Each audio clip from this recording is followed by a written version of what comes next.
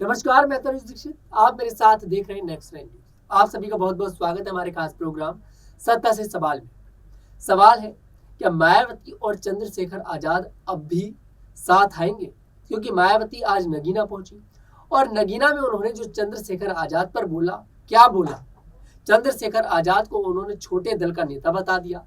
चंद्रशेखर आजाद को उन्होंने बिकाऊ बता दिया। चंद्रशेखर आजाद को उन्होंने भीख मांगने वाला तक बता दिया। इतनी बड़ी बड़ी बातें आज मायावती ने अपने मंच से कह दी। अब देखिए, मायावती साफ तौर पर नगीना सीट को लेकर बौखलाई हुई नजर आ रही हैं। क्यों आ रही हैं? क्योंकि नगीना में जो एससी कास्ट के लोग हैं, मतलब कि दलित लोग जो हैं, वो काफी, उनकी जो परसेंटेज है बहुत ज्यादा है। शायद यही कारण है कि चंद्रशेखर आजाद जो है हमेशा नगीना सीट से अपना दावा ठोकते आए हैं और उन्होंने चुनाव लड़ने को जो शुरुआत करी अब नगीना सीट से ही कर दी और इस बार वो वहां से निर्दलीय चुनाव भी लड़ रहे हैं।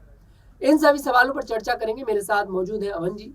अवन जी, सबसे पहले मेरा सवाल आपसे यही है कि नगीना सीट से लेकर जो मायावती बौखलाई हुई नजर आ रही हैं और जो आज जब वो जाकर चंद्रशेखर आजाद पर जो फटी हैं, पूरी तरह से पहली बार उन्होंने चुप्पी तोड़ी है और चुप्पी जब तोड़ी तो ऐसी ऐसी बातें उन्होंने मन से निकाल दी। उन्होंने छोटे दल का नेता चंद्रशेखर आजाद के लिए बता दिया, जाकर उन्होंने ये तक बोल दिया कि जाकर वो हर किसी पार्टी का दरवाजा खटखटा रहे हैं, 2-2 सीट मांग रहे हैं। अब वो ये बोल रही है वो हित में काम ही नहीं कर रहे बीएसपी के। चंद्रशेखर आजाद कर रहे हैं कि मैं गरीबों का जो हूँ मसीहा हूँ, मैं दलितों का जो हूँ मसीहा हूँ। क्या लगता है आपके लिए, किस दृष्टि से देखते हैं आप इन सब चीजों के लिए? देखिए, बिल्कुल नगीना सीट की आप बात करें, ज़ाहिर बात है कि नगीना सीट पे इस समय बहुत दिलचस्प मुकाबला है क्योंकि चंद्रशेखर आज़ाद जब से उस सीट पर उतरे हैं, तब से तमाम जो बाकी दल हैं, उनके अंदर खलबली मची हुई क्योंकि आज़ाद का जो सोशल मीडिया के ऊपर जिस तरह का उनका रुतबा है, जिस तरह से लोग उनको पसंद करते हैं, ना सिर्फ दलित वर्ग बल्कि तमाम मुस्लिम समुदाय के लोग भी उनको जो है बहुत ज़्यादा समर्थन करते हुए दिखाई पड़ते हैं। तो यही वजह है कि आज़ाद के लिए हर कोई मोर्चा खोलता हुआ नज़र आ रहा है। आप देखिए, चाहे मायावती हों, अखिलेश यादव हों या बीजेपी के नेता हों, तमाम जो लोग हैं वो कहीं न कहीं आज़ाद को घेरने का प्रयास करते हुए दिखाई पड़ रहे हैं। ऐसे में मायावती जिस तरह नगीना पहुंचे और देखिए आज 16 तारीख है, कल और परसों आई थिंक चुनाव प्रचार और होगा और ऐसे में जो है यहाँ पर चुनाव प्रचार स्टॉप हो जाएगा। तो कहना मुझे मेरे ख्याल से ज़रूरी हो जाएगा कि मायावती ने शायद नगीना पहुँचते-पहुँचते बहुत देर कर दी। ऐसे में आज़ाद के पक्ष में जैसा माहौल दिखाई पड़ता है, वैसा माहौल बीएसपी के जो प्रत्याशी हैं, उनके पक्ष में माहौल वैसा नज़र नहीं आता। इसीलिए मायावती थोड़ा-सा जो है ऐसे शब्दों का प्रयोग कर रही हैं, जो मेरे ख्याल में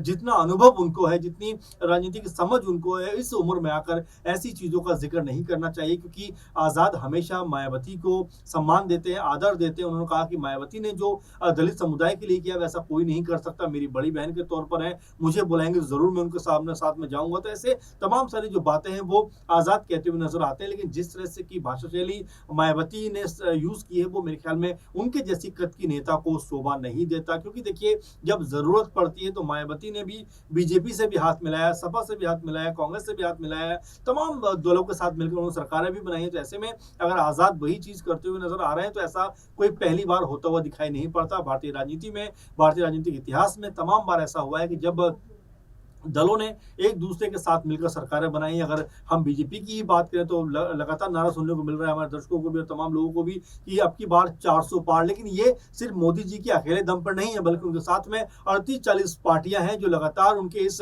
मिशन को कामयाब बनाने में लगी हुई है। तो कहना कोई कह सकते हैं कि इसमें कोई वो ऐसी बात नहीं है कि अगर आज़ाद सबके साथ मिलकर चलने का प्रयास कर रहे हैं तो कोई खराब काम करते हुए दिखाई पड़ते हैं। तमाम जो पार्टियां हैं वो अपने आप को आगे बढ़ाते हुए नजर आती हैं। खुद मायावती ने तेलंगाना में बीआरएस के साथ में समझौता किया है तो क्या उनको वो नहीं करना चाहिए? तो ऐसी भाषा शैली का प्रयोग मेरे ख्याल से उनकी जैसी नेता को शोभा नहीं देता।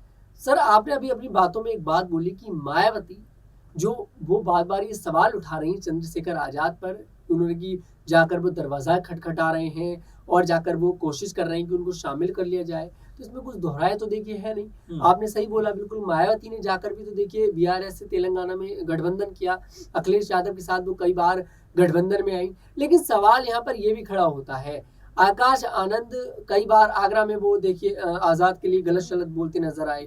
तो हमने ये बोल दिया कि भाई मायावती नहीं बोलती, चलो गलती हो गई है आकाश आनंद से, वो उनके उस पर नहीं चले। लेकिन अब तो मायावती भी बिल्कुल उसी राह पर चल रही हैं, वो उन्हें छोटे दल का नेता बता रही हैं, लेकिन मायावती इस चीज को समझने के लिए बिल्कुल तैयार नहीं है। उनकी पार्टी भी कभी छोटी सी शुरू हुई थी और दलितों का जो सपोर्ट उनको मिला, दलितों ने उन्हें अपना मसीहा माना, वो भी तो अपने आप को मसीहा देखिए बता देखिए, दी। बिल्कुल तनुज, अगर हम मायावती की बात करें तो मायावती अभी इक्का-दुक्का दिन से निकल कर सामने आई हैं, इक्का-दुक्का दिन से निकल के प्रचार-प्रसार करती हुई नज़र आई हैं और ऐसे इससे पहले तक उनका कोई जो खोज-खबर नहीं थी कि ज़मीनी स्तर पर कैसे काम होता है। आज़ाद के बारे में आप देखेंगे तो बारंबार ऐसा हुआ है कि जहाँ भी कोई दलित समुदाय या कोई भी ऐसा समुदाय जो उनसे जुड़ा हुआ है, अगर वो मुश्किलों में होता है तो आज़ाद वहाँ पर तुरंत पहुँच जाते हैं। ये उनको सबसे अलग-थलग खड़ा करता है और यही वजह है कि आज़ाद की जो लोकप्रियता है, वो ना सिर्फ़ सोशल मीडिया पर बढ़ रही है, बल्कि जो युवा कह सकते हैं वर्ग के लोग हैं, खासकर जो दलित समुदाय में, उनके बीच में आज़ाद को लेकर एक बड़ा पॉजिटिव माहौल बना है, क्योंकि जैसा काम एक समय आज़ाद कह सकते हैं जो कर रहे हैं, ऐसा काम एक समय मायावती किया करती थी,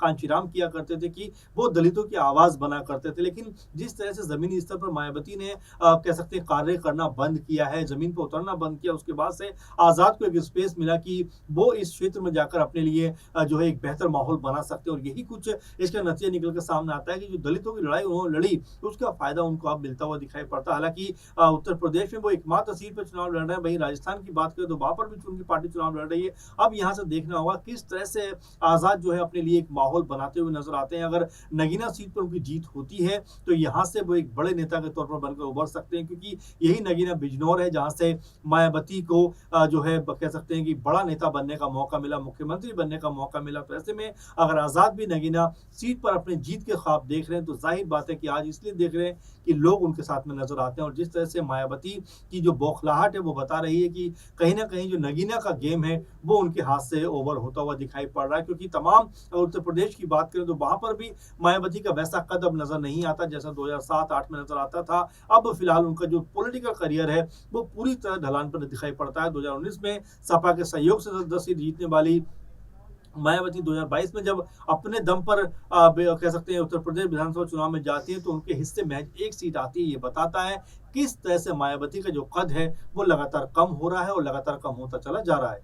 सर, आपके ऐसा नहीं लगता कि मायावती से ये बात कतई बर्दाश्त नहीं हो रही है कि उन्हीं की जाति का नेता इतने ऊंचे स्तर पर धीरे धीरे बढ़ता जा रहा है? 22 श्रेणी की सिक्योरिटी केंद्र सरकार के द्वारा देना बहुत बड़ी बात है अपने आप में। एक सिर्फ उस नेता के लिए जो उत्तर प्रदेश में एक सीट पर चुनाव लड़ रहा है, देखिए ये अपने आप में बहुत बड़ी बात है। तो मायावती से शायद ये चीज बर्दाश्त नहीं हो पा रही है और इसलिए वो शायद इस बार चुनावों में कूदी है, वरना मायावती तो जा चुकी थी चुनावों से। देखिए, एक बात है कि चुनाव जो है मुद्दों पर लड़े जाते हैं। अगर आपस में आप इस तरह की बयानबाजी करेंगे तो उससे कोई बहुत फ़ायदा होने वाला नहीं है। आप ये बताइए कि आपने अब तक के जो जब आपको सरकार में आने का मौका मिला, आपने क्या-क्या कुछ किया, आपके प्लान क्या है? और देखिए, आज़ाद पे बोलने से या आज़ाद को लेकर भाषण देने से मेरे ख्याल से कुछ बहुत कुछ बदलने वाला नहीं है। तो ऐसे में मायावती या जो तमाम दल है उनको समझना चाहिए कि इस समय क्या मुद्दे हैं। और देखिए, जनता बहुत समझदार हो, जनता पहले की तरह नहीं हो गई। आज सोशल मीडिया इतना एक्टिव है कि तमाम जानकारी जनता को मिलती रहती है, तमाम चीज़ें जनता को मिलती रहती है। कुछ नयापन जब तक आपकी बातों में और आपके